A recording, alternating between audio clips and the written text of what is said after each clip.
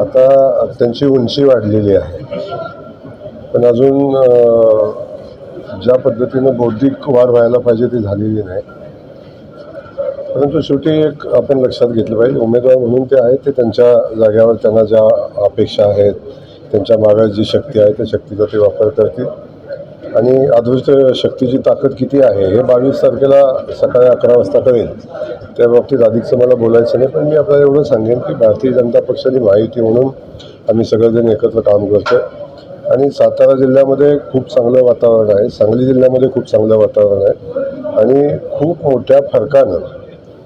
मोठ्या फरकानं आम्ही ही निवडणूक जिंकू. आणि जो भ्रमाचा भोपळा आहे समोरच्या लोकांच्या तो फुटेल. ते काय अडचण नाही आहे. शेवटी कसं आहे, अडचण नाही म्हणून पण चालणार नाही. आणि घाळ लावून सुद्धा इथं कोणी घाळ नाही.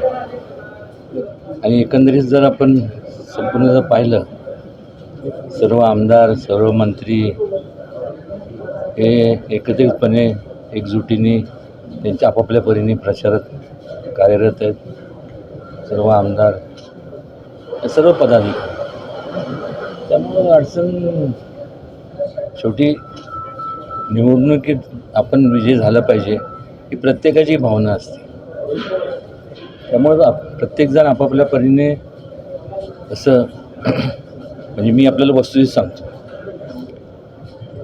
समोरच्या जरी त्यांच्याकडे जे मतदान जास्त म्हणजे समोरचं म्हणजे आता समजा आपल्याकडं मतदान जास्त तर प्रतिस्पर्धी जो कोण उमेदवार असेल तो आपलं पारडं कसं जड आहे हे लोकांना मतदारांना भासवायचा प्रयत्न करा, पण त्यात काय फारसं तथ्य नाही आहे.